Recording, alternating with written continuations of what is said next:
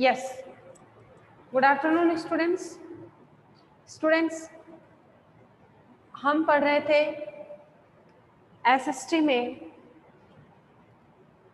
मौर्य वंश के बारे में। हमने अशोक जैसे महान सम्राट शासक के बारे में पढ़ा और फिर हमने पढ़ा कि किस प्रकार से अशोक के जाने के बाद मौर्य साम्राज्य है वो अपने पतन की ओर लगातार अग्रसर होता गया और शुंग वंश के पुष्यमित्र ने मौर्य वंश को हराकर शुंग वंश की स्थापना कर दी थी।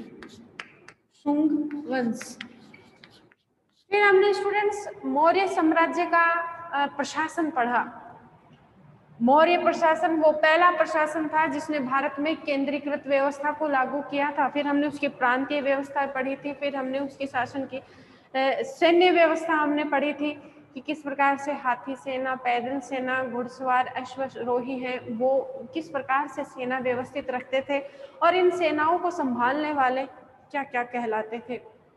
आइए आज हम पढ़ेंगे मौर्य वंश की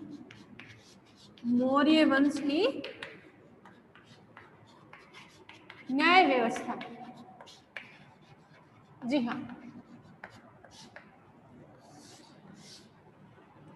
जिस प्रकार से आपको पता है और पहले भी मैंने आपको बताया था कि जो सत्ता है वो सारी की सारी किसमें थी? राजा में थी, सम्राट में थी। सत्ता का सर्व प्रमुख कौन था? राजा ही था, लेकिन फिर भी वो निरंकुशवादी नहीं था। तो सत्ताधारी होने के नाते जो न्याय का अंतिम छोर है यानी सर्वोच्च जो न्यायपालिका है, न्यायिक शक्तियां हैं, वो किसमें निहित होती थी? राजा में होती थी। तो सर्वोच्च न्यायालय कौन है यहाँ पर? सर्वोच्च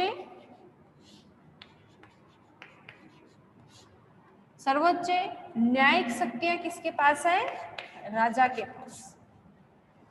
राजा बोलता था वही कानून होता था, राजा जो करता था वही कार्य होता था और राजा ने जो न्याय कर दिया वही यानी राजा ही न्यायाधीश होता था।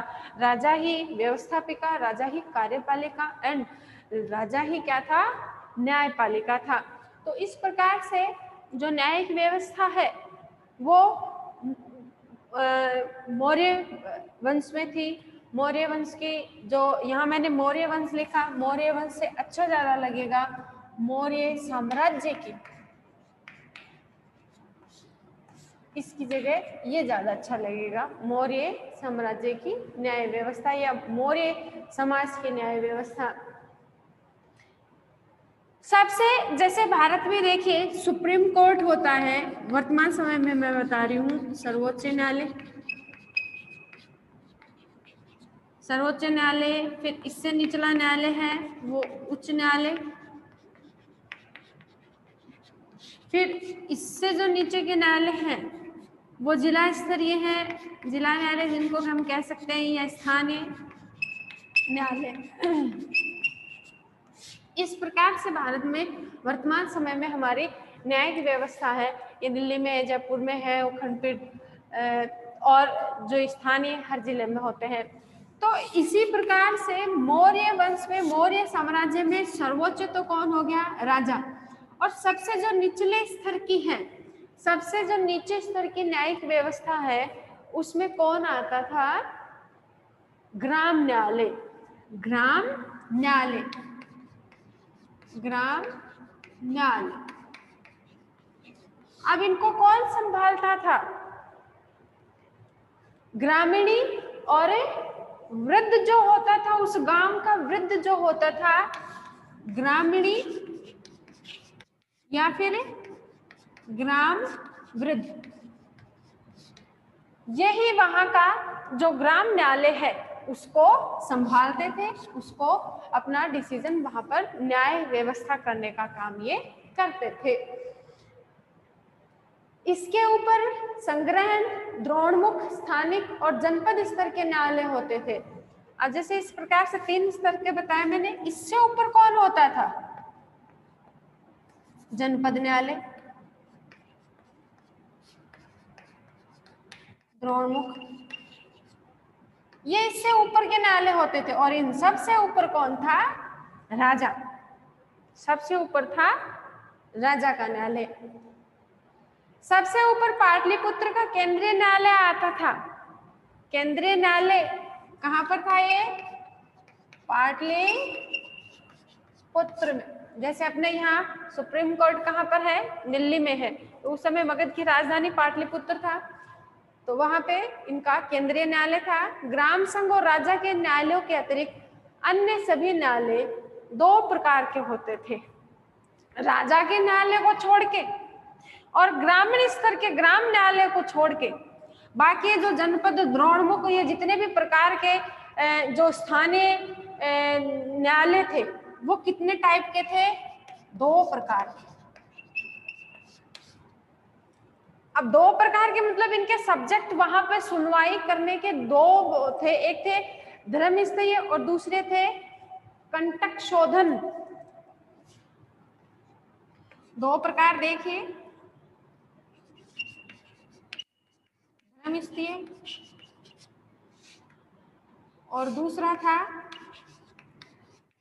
कंटक शोधन। कंटक शोधन में सारे के सारे फौजदारी मामले आते थे।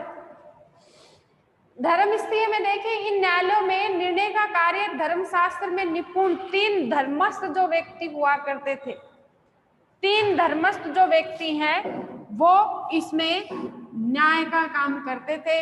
न्याय देने का काम है वो तीन धर्म से रिलेटेड जो आदमी है वो देते थे। ठीक है, या फिर तीन अमात्य भी हो सकते थे। ये तीन अमात्य अलग से यहाँ पे अपन टॉपिक डाल लेते हैं अपना जनपद या फिर द्रोणमुख या फिर स्थानीय न्यायालय। कितने प्रकार के बताए? दो। दो प्रकारों में धर्मस्थलीय और दूसरा कौन सा था? कंटक शोधन। तो जो धर्मस्थलीय था, धर्मस्थलीय में जजमेंट देने का काम, निर्णय देने, न्याय करने का कार्य किसका था? या तो वो तीन अमात्य हो सकते थे, तीन धर्म से संबंधित तीन व्यक्ति हो सकते थे धर्म से संबंधित, या फिर अमात्य हो सकते थे।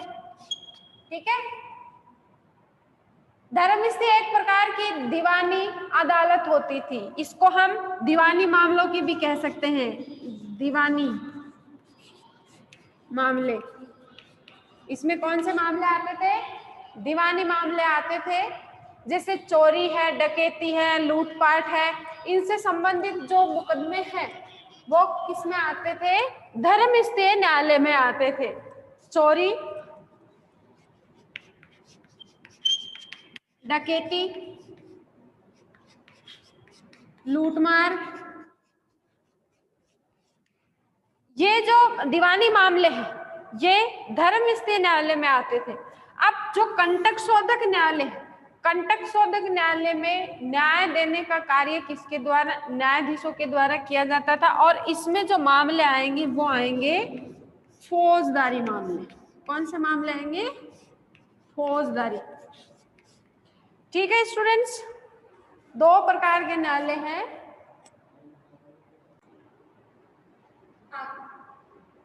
जो कंटक शोधक न्यायालय होता था, इस न्यायालय में फौजदारी मामले आते थे। विवाह से संबंधित, शादी से संबंधित, तलाक से संबंधित जो मुकदमे होते थे वो कंटक शोधक थे। इसमें जो न्याय देने का कार्य वो इसमें तीन तो प्रादेशिक और प्लस तीन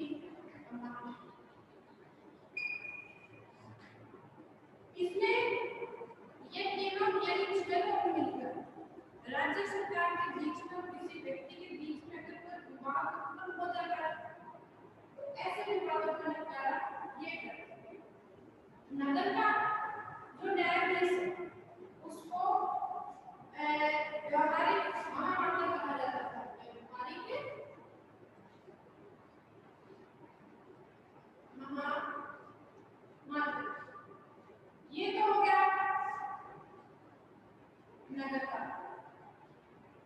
न्यायाधीश। और जो स्थानीय स्तर पर यानी जो जनपद का न्याय होता था, जनपद का न्याय जिसको कहा जाता था राज्य, जनपद के न्यायाधीश को राज्य के कहा जाता था। चाणक्य के अनुसार जो न्याय है, कानून है, इसके चार अंग हैं, धर्म और व्यवहार,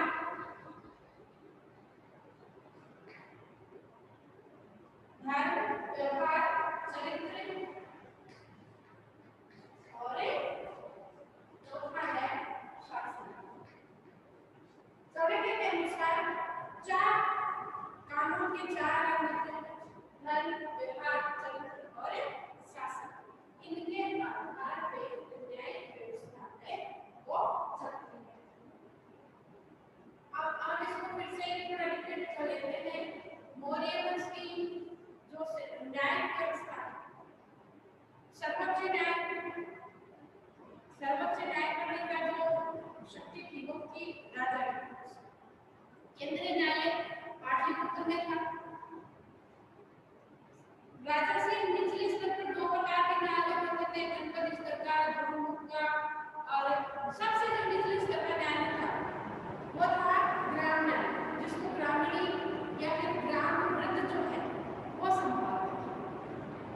उसके बाद जो जनपद और ये न्यायालय होते थे, दो प्रकार के न्यायालय होते थे, एक धर्मस्थली और दूसरा कंटक सोलर। धर्मस्थली जो न्यायालय था, इसमें धर्म से संबंधित तीन व्यक्ति होते थे या फिर अमात्य होता था, तीन अमात्य हो सकते थे और यहाँ पर दीवानी मामले आते थे, चोरी है, डकैती है, ऐसे मामले धर्मस्थली न्यायालय था। दूसरा प्रकार का न्यायालय मैंने आपको बताया कंटक सोलर। कंटक सोलर में तीन तो अमात्य होते थे, अमात्य के साथ में प्रादेशिक लोग हुआ करते थे।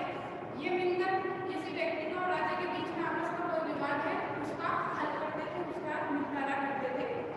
इसके अलावा जो नगर का न्यायाधीश होता था उसको व्यवहारिक महामात्र के नाम से जाना जाता था, और जो जनपद का न्यायाधीश होता था उसको राजू कहा जाता था। उसको क्या कहा जाता था? राजू कहा जाता था। ये तो हो गई मौर्य वंश की धर्म न्यायिक व्यवस्था। अब हम पढ़ेंगे मौर्य वंश की समाज कैसा था। मौर्य वंश की सामाजिक व्यवस्थाएं कैसी थी? क्या समाज में सभी समान थे? समाज मौर्यकालीन समाज, मौर्यकालीन जो न्याय व्यवस्था को आगे भी पढ़े थे समाज।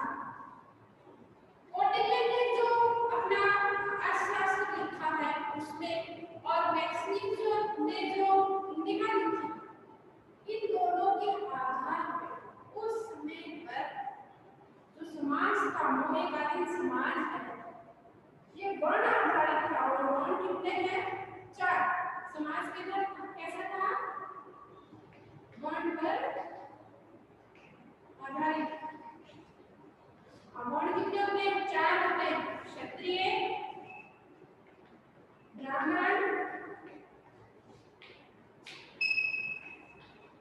शूद्र और वैश्य।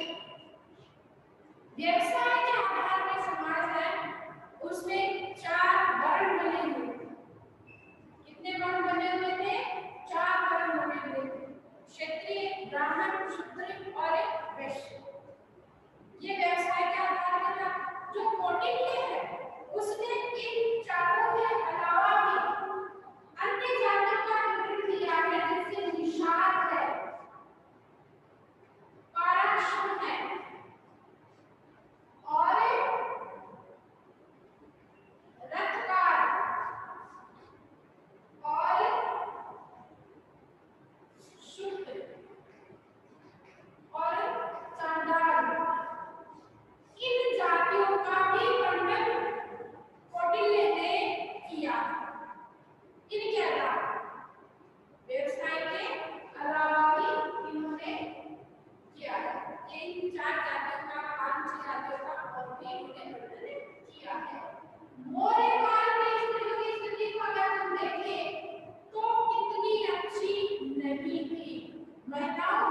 स्थिति है वो समाज में अच्छी नहीं थी।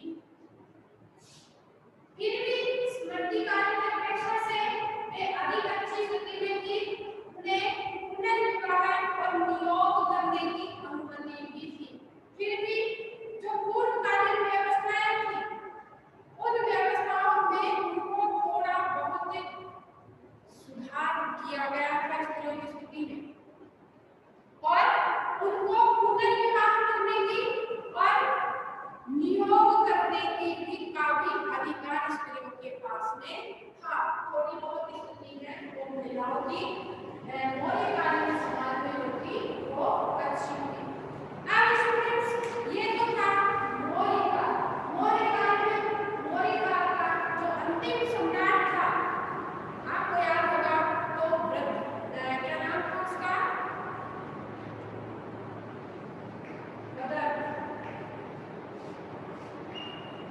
ब्रदर को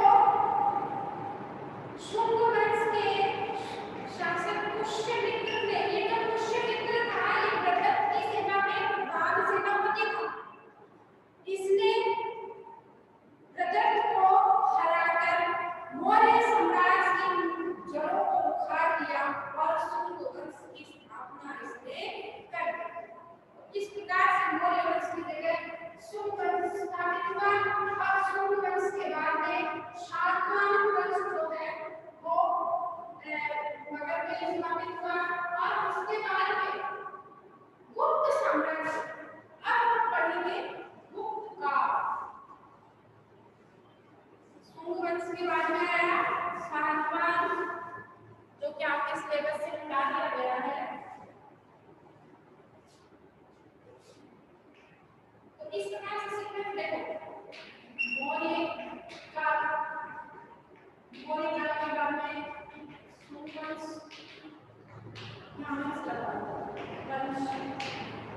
शुंग वंश के बाद में शातवाहन वंश और शातवाहन के बाद में आ जाएगा आपके गुप्त वंश। ये पढ़ने वाला है गुप्त वंश। उत्तर भारत में कुषाण सत्ता 230 ईस्वी के लगभग समाप्त हो गई थी। उत्तर भारत की हम बात करें उत्तर भारत में 2030 ईस्वी पूर्व में जो कुषाण है यहाँ पर कुषाणों का शासन था वो खत्म हो गया। 2030 ईस्वी है, सॉरी ईसा पूर्व नहीं है, ईस्वी में कुषाण वंश का जो साम्राज्य था वो खत्म हो गया था। और उस समय जो मध्य भारत है उसके बहुत बड़े भाग पर मध्य भारत, ये तो बात है कि उत्तर भारत की, मध्य भारत जो है मध्य भारत में कौन था? शक। उत्तर भारत में कुषाण और इधर मध्य भारत में थे शक वंश था जो कि 250 ईस्वी तक शासन करते रहे। शक शकों में जो मुर्दे थे ना उनका शासन था।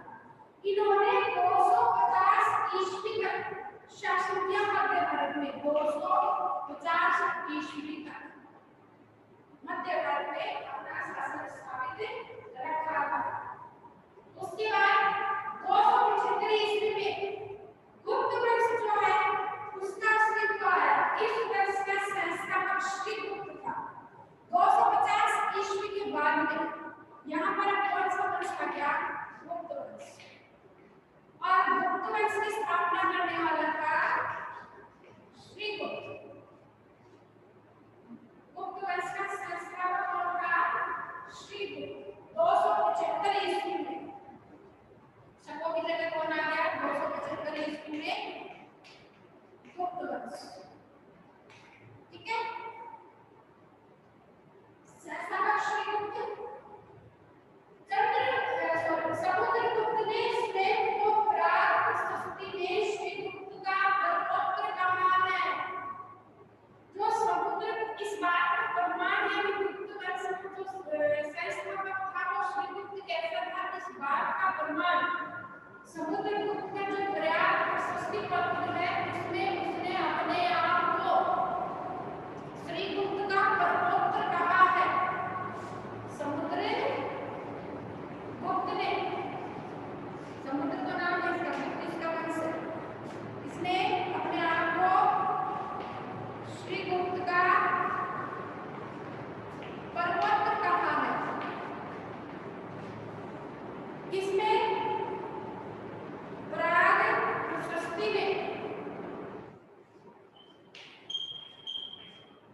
या आगे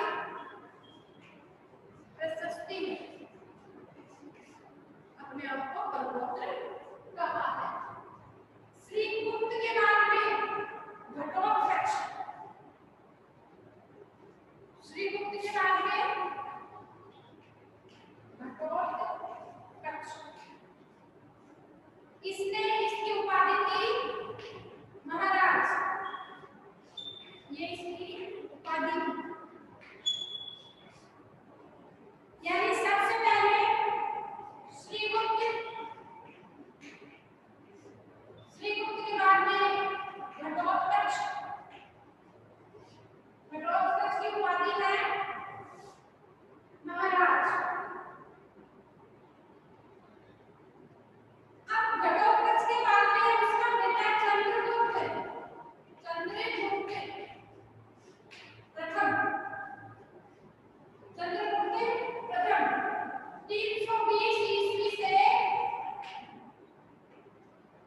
335 ईस्वी तक चंद्रगुप्त प्रथम का शासन रहा है। इसने महाधीराज की उपाधि से अपने आप को नवाजा है। महाराजा, महाराजा धीराज, इस उपाधि से अपने आप को नवाजा था चंद्रगुप्त प्रथम ने अपने आप। उसने लिच्छवी वंश की जो कुमार देवी थी उससे विवाह किया। लिच्छवी वंश की जो कुमार देवी राजकुमारी थी उससे चंद्रगुप्त ने विवाह किया और चंद्रगुप्त प्रथम ने 319 ईस्वी में संवत चलाया। 319 ईस्वी में एक संवत चलाया जिसका नाम है गुप्त संवत। चंद्रगुप्त के द्वारा इसको चलाया गया था गुप्त संवत को 319 ईस्वी में, 319 ईस्वी में। जो आगे जाके क्या किस नाम से प्रसिद्ध हुआ? गुप्त संवत के नाम से प्रसिद्ध हुआ। अब समुद्रगुप्त के बारे में पढ़ेंगे जिसने अपने आप को बहुत कहा है ना, किसका? श्रीगुप्त का। चंद्रगुप्त 335 ईस्वी से 380 ईस्वी तक, 335 तक तो कौन था? चंद्रगुप्त प्रथम था। अब है समुद्रगुप्त। समुद्रगुप्त 335 ईस्वी टू 380 ईस्वी, काफी लंबा समय व्यतीत किया इन्होंने। और इतिहास ये कहता है कि समुद्रगुप्त का जो काल था वो बहुत ही अच्छा काल रहा है भारतीय इतिहास में। कैसे? आइए पढ़ते हैं। चंद्रगुप्त प्रथम ने समुद्रगुप्त को अपना उत्तराधिकारी नियुक्त किया। यानी चंद्रगुप्त ने इसको क्या बनाया? अपना उत्तराधिकारी।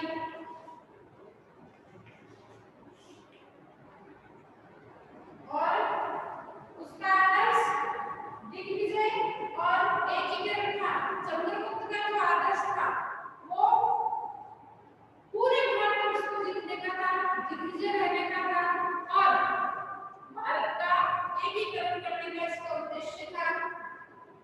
उसके दरबारी कवि हरीशचंद्र ने उसके सैनिक सफलताओं का विवरण इलाहाबाद प्रशस्ति अभिलेख में किया है। चंद्रगुप्त का बेटा समुद्रगुप्त बहुत ही शौर्यशाली, बलशाली, इसका जो अभिमान था वो दिग्विजय होने का था और पूरे भारत को एक करने का इसका सपना था। और इसके जो एक विजय अभिमान है, इसने कहां पर कौन से प्रदेशों को कब कब जीता है, इसका जो लेखा जोखा वो इसके दरबारी कवि है हरिसेन। दरबारी कवि कौन? हरिसेन। पहले भी आया इसमें। हरिसेन ने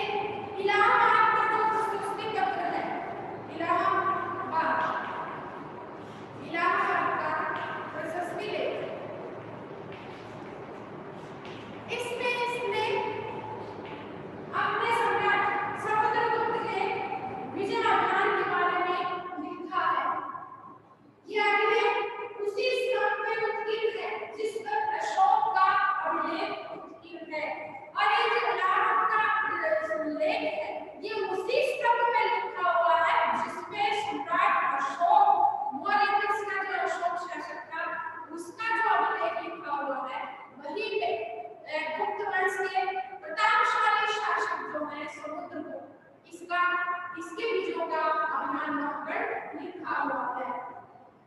इसके द्वारा जितने के क्षेत्र को 5 समूह में बांटा गया है।